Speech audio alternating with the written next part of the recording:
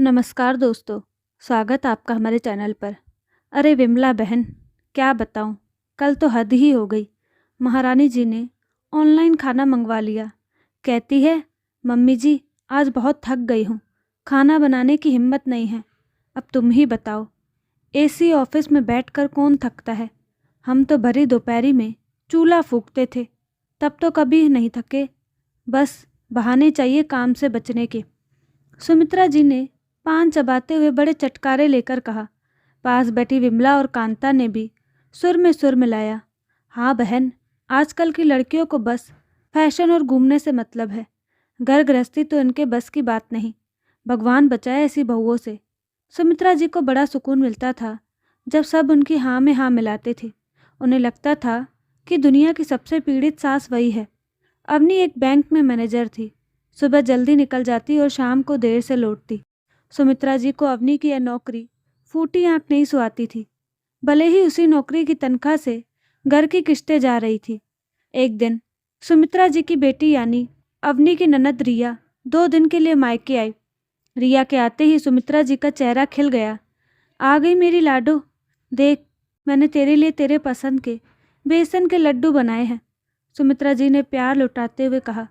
शाम को dining table पर सुमित्रा जी ने फिर वही पुराना राग छेड़ दिया। रिया, तू तो किस्मत वाली है जो तुझे इतनी अच्छी सास मिली। यहाँ देख, मेरी किस्मत ही फूटी है। अवनी को तो घर का कोई होश ही नहीं रहता। कल देखो, मेरे घुटने में दर्द था, पर मजाल है जो इसने एक बार भी पूछा हो कि मम्मी जी बाम लगा दूँ। बस अपने लैपटॉप में घुसी रहती है। अवनी रसोई में थी, वह सब सुन रही थी। उसकी आंखों में आंसू थे, पर वह चुपचाप रोटियां सेकती रही। वह जानती थी कि जवाब देने का मतलब है घर में महाभारत छिड़ जाना। रिया ने माँ की बात सुनी और चुप रही। अगले दिन रिया वापस चली गई। हफ्ता बीता और सुमित्रा जी के जीवन में एक ऐसा तूफान आया जिसने सब कुछ बदल कर रख दिया। उनके बेटे रोहित को कंपनी के काम से 1 महीने के लिए विदेश जाना पड़ा। अवनी और सुमित्रा जी घर में अकेले थे। सुमित्रा जी ने मन ही मन सोचा, अब तो ये मुझे भूखा ही मार देगी। 2 दिन बाद रात के करीब 2 बजे सुमित्रा जी को सीने में तेज दर्द हुआ। पसीना छूटने लगा और सांस उखड़ने लगी। उन्होंने पानी पीने की कोशिश की, पर गिलास हाथ से छूट कर गिर गया। आवाज़ सुनकर अवनी, जो अपने कमरे में सो रही थी, हड़बड़ा कर उठी। वह दौड़कर सुमित्रा जी के कमरे में आई। सुमित्रा जी जमीन पर गिरी तड़प रही थी। मम्मी जी, अवनी चीखी। उसने एक पल भी नहीं गंवाया। रोहित का फ़ोन नेटवर्क क्षेत्र से बाहर था। अवनी ने तुरंत एम्बुलेंस बुलाई और पड़ोसियों को जगाने के बजाय अपनी पूरी ताकत लगाकर सुमित्रा जी को उठाया और कुर्सी पर बिठाया। उसने अपनी कार निकाली और अकेले ही सुमित्रा जी को लेकर अस्पताल भागी। डॉक्टर ने बताया कि उन्हें माइनर हार्ट अटैक आया है। समय पर लाने से जान बच गई। अगले 10 दिन सुमित्रा जी अस्पताल में रही। रोहित विदेश में फंसा था। वह चाहकर भी तुरंत नहीं आ सकता था। सुमित्रा जी की वही सहेलियाँ विमला और कांता एक बार अस्पताल आई। गेट वेल सून का कार्ड दिया, 2-4 झूठी तसल्ली की बातें की और चलती बनी। उन्होंने कहा, बहन हमें भी शुगर बीपी की बीमारी है, ज़्यादा देर अस्पताल में नहीं रुक सकते, इन्फेक्शन का डर है। अब वहाँ सिर्फ अवनी थी। अवनी ने अपनी बैंक से 15 दिन की छुट्टी ले ली थी, बिना वेतन के। वही अवनी जिसे सुमित्रा जी कामचोर कहती थी, अब एक पैर पर खड़ी थी। सुमित्रा जी बेड पर लेटे लेटे सब देख रही थी। अवनी सुबह उठकर उन्हें स्पंज करती, क्योंकि वह बाथरूम नहीं जा सकती थी। वह उनके गंदे कपड़े बदलती।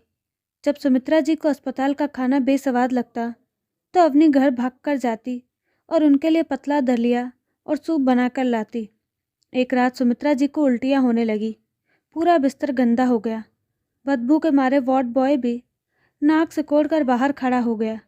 सुमित्रा जी शर्म शर्म से पानी हो गई। उन्हें लगा अवनी अब चिल्लाएगी, गुस्सा करेगी, लेकिन अवनी ने बिना एक शब्द बोले, बिना नाक सिकोड़े अपने हाथों से साफ किया। उसने सुमित्रा जी का मुंह पोंछा और माथे पर प्यार से हाथ फेरा।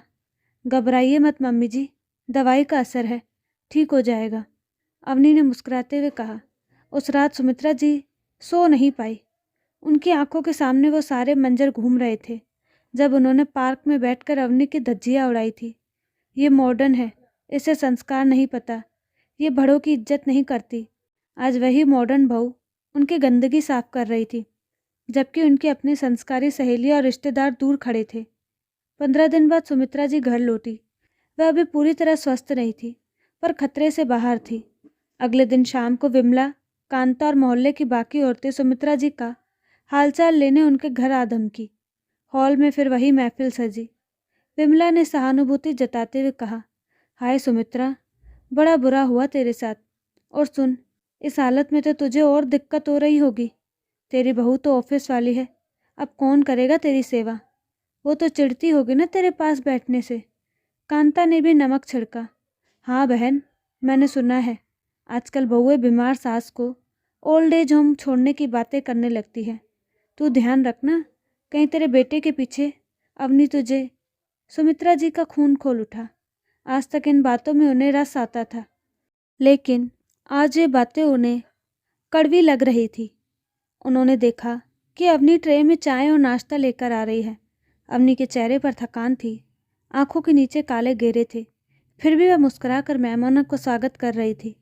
सुमित्रा जी ने विमला की बात बीच में ही काट दी। बस करो विमला। सुमित्रा जी की आवाज़ में एक ऐसी कड़क थी कि हॉल में सन्नाटा छा गया। उन्होंने अपनी कांपती उंगली अवनी की तरफ उठाई। तुम सबने मेरी बहू के बारे में बहुत कुछ सुना है, क्योंकि मैंने ही सुनाया था। मैंने बताया था कि वो 9 बजे उठती है। मैंने बताया था कि वो ऑनलाइन खाना मंगाती है। लेकिन आज मैं तो वो बताऊंगी जो मैंने कभी नहीं बताया, और जो शायद तुम सब सुनना भी नहीं चाहती। अवनी ठिठक गई। उसे लगा आज फिर कोई शिकायत होने वाली है। सुमित्रा जी की आंखों में आंसू आ गए। जब मुझे अटैक आया तो मेरा बेटा हजारों मील दूर था। मेरी बेटी अपने ससुराल में थी। तुम सब अपने घरों में सो रही थी।